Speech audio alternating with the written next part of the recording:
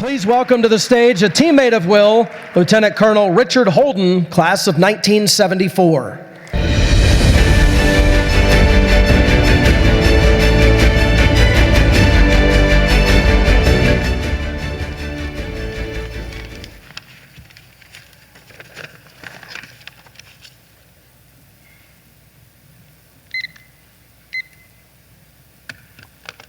In 1969, out of St. John's High School in the city, Wilbert Smith was recruited to join American University.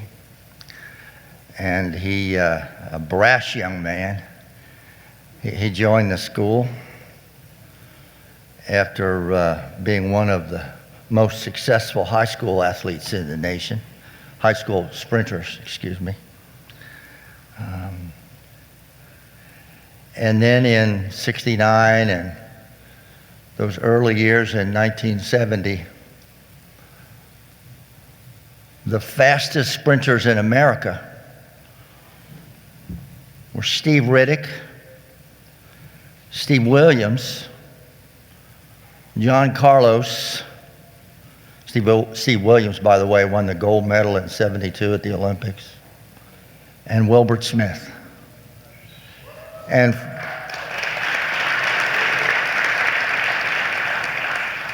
And for those few years, every weekend, a couple of them would show up at every major track meet, whether it was the IC4As or the regionals or the Melrose Games or the Penn Relays or whatever, and they'd battle it out. And they'd start at different ends of the draws, but when you got to the finals, they'd be lined up there in lane 3, lane 4, and a few others would be lined up next to them, just hoping to catch a draft and hang on. And one or the other would win, and the other one would come in second, and they'd shake hands and grudge and wish they had just gotten that 100th of a second faster start. And then they'd head off, and a week or two later, they meet again at the next track meet. And Carlos was good, and Steve Williams was good. They were lightning fast. But the thing about Wilbert Smith was, he was doing it wearing the jersey of American University. And nobody else was doing it. And people started asking, who is American University? And I'm serious. He was on Sports Center. And you know, it wasn't football season yet, and it wasn't baseball season yet. You know, all the sports people were looking for content, and those were ages of the golden age of sprinting in America, and that American University jersey was on headlines a lot. And he really introduced American University sprinting to the world, and certainly to America. We have a great debt to pay to Wilbert for doing that. And he did that for a couple years, and he represented us with honor and with pride. And the way things should be done. He was a wonderful athlete, and I'm very proud to have been his teammate. And speaking to his grandchildren over there, I want you to know, guys, your grandfather was lightning fast. And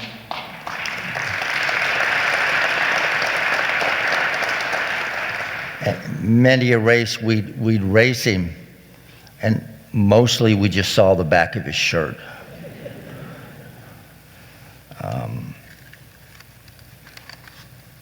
He's a good man. He has a wonderful family.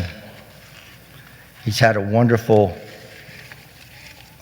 business career, a time in the State Department where he represented our nation and a couple of real hellholes around the world. And again, he did so honorably and with pride. You know, there's an awful lot of people in sports who do very, very well, but they don't always do it in the right kind of way. And Wilbert Smith always did. He won conference championships and regional championships in the AAU, and he was there in the NCAA championships a couple of years, again and again and again, always representing us. He's a fine man. There's really nothing else I need to say. He was the best there is. There was none better. He represented us as well as we could ever ask, and that is why he deserves to be here. And tonight, when I walked in and I saw that that recognition of him on the board out there, it made me very, very proud. And with that, I'd like to introduce my friend, my very, very dear friend of 50 couple years, my teammate, Wilbert Smith, the newest inductee into the Stafford H.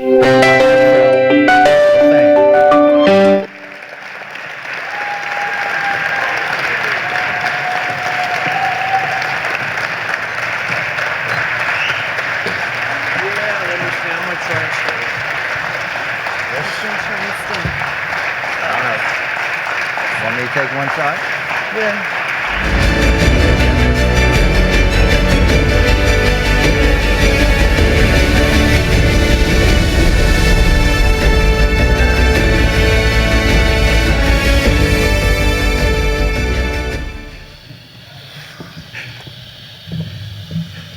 Oh. Thanks, man. You got it. That's nice. Yeah, that's a great picture. I got it. All right, I'm going to set this down over here. You all right there? Yeah, I'm good. All right. All right. I think I'm just going to hold it because I want to hold a hand on you. Okay. Okay? Hi.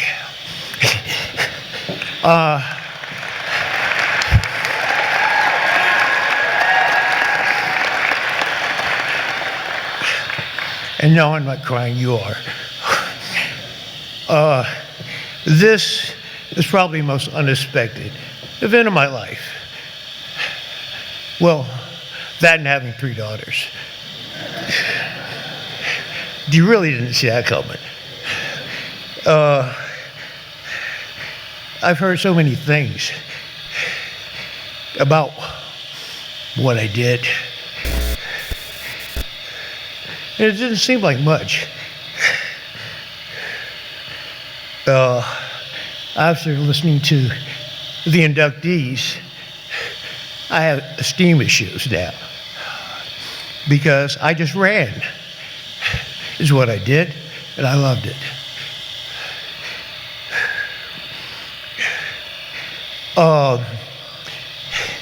I didn't want to come to AU. Let me explain why. DC was a southern town, and they all seemed to know my parents. I couldn't get away with anything. I could go home, and I'd hear the words, "Well, I heard you were over." It was horrible. I was looking to go to California, where people didn't know me, and I could do what young guys do, act stupid. I ended up at AU. And it's right where I needed to be. It is now what it was then. It was about student athletes. You didn't get a pass if you were number 1. You had work to do, which was great for me. And, wow, it was a great place to start your life. It's been this whole process for me has been a review of my time and where AU fell into it. I got married in AU Chapel. And I have memories. The classic, as I've told some of you, was my first collegiate track meet. I was nervous as anything. I was okay in DC, but these are guys who had come back for the Olympics. John Carlos being the number one. Knowing he was there, I had nightmares of being spotted at 30 yards and being beat. And my mother, a late fan, didn't understand qualifying semifinals. I was so terrified I ran 6 flat. John ran 6-1 because he knew what the rules were. Now the story I'm about to recount, I heard after the fact. Evidently, my mother called John Carlos, the Usain Bolt of his time, over, said, "Come here." And John, being polite, came over. She told him how her son was going to beat him. Thank God I did not know this.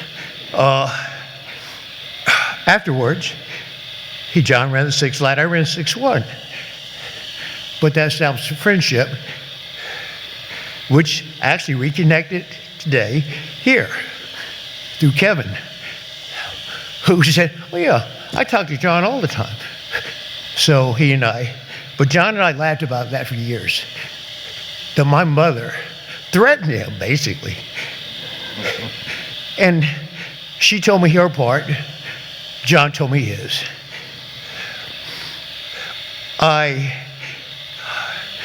AU has been integral in my life in that the School of International Studies was just starting, and I guess that's where my interest in international politics came in. And eventually I ended up in State Department in Kenya, where there were no cell phones, no internet, and the World Health Organization said, "Yeah, we got that outbreak of plague under control." Nothing stops a conversation like that. Questions of, "Do you mean the plague?" He said, "Yeah."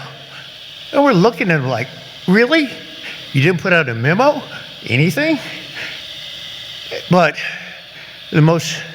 one of the greatest experiences of my life, I'm going to need to sit down, I think. Excuse me.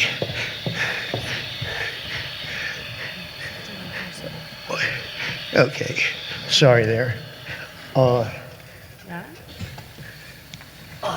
you go. Oh, cool. That's so much better. To the supporters, thank you. In what you've done, the mission still goes on.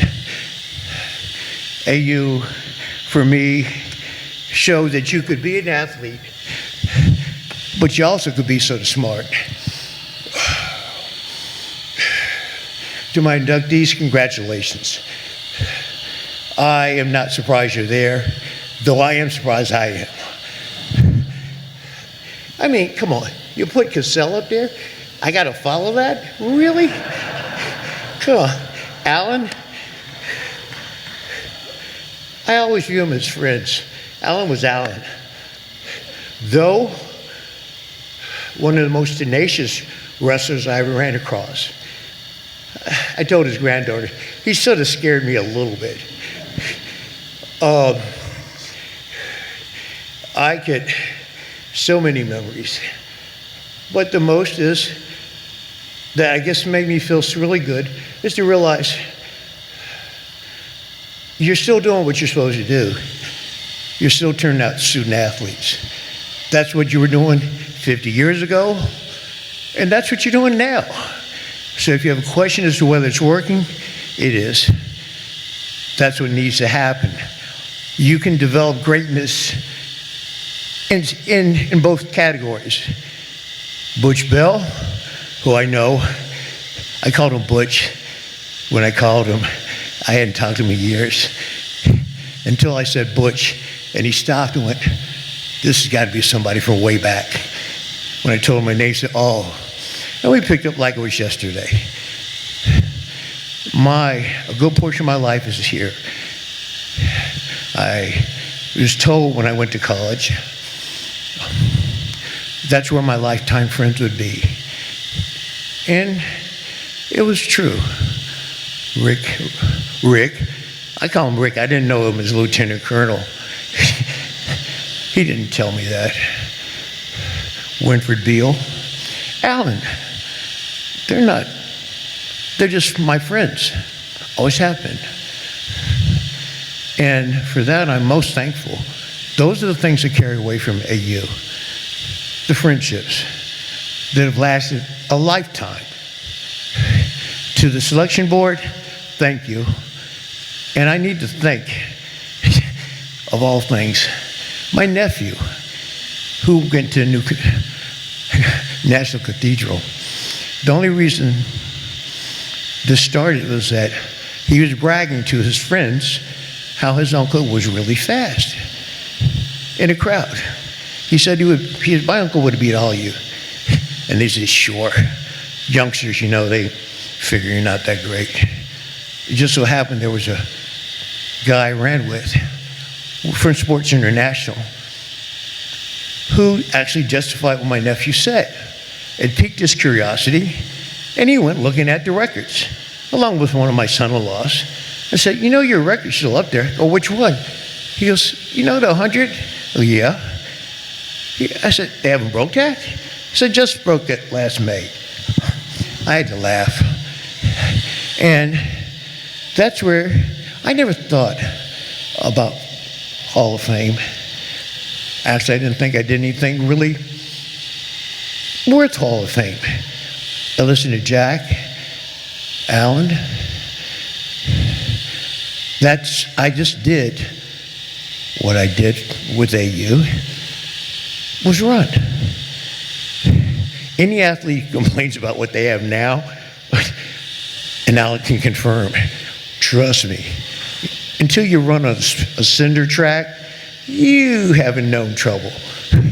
And I heard about the new facility, and I'm so happy for all the great athletes that you're going to develop here, that they're getting every opportunity to reach their full potential.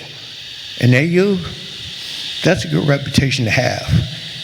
AU was a lot smaller, but it turned out big people. And I hope you guys will continue to do that. Please, I've apologized for the hoarseness, but life comes at you differently.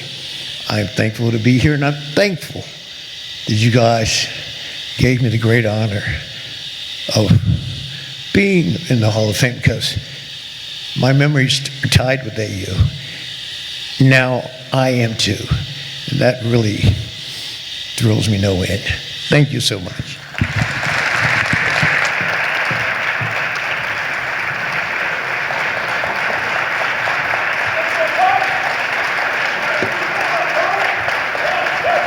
Got some pictures to be.